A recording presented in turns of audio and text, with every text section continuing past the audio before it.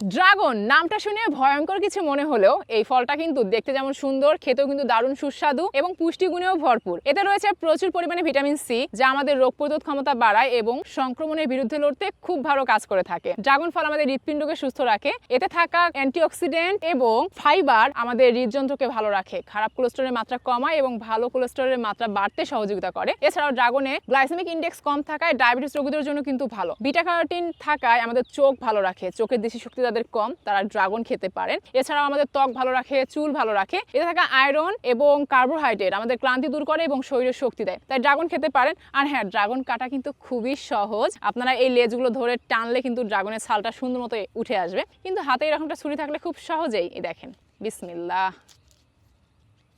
মাশাল্লাহ, এভাবে নিলাম। তারপর খুব সহজে দেখেন এই চামড়াটা ধরে টান দিলে কিন্তু উঠে আসলো ড্রাগন। বিসমিল্লাহ, মাশাল্লাহ, খুবই টেস্ট। এই ড্রাগনগুলো টাটকা গাছ থেকে নামানো, তো আপনারাও ট্রাই করতে পারেন, আশা করছি ভালো লাগবে।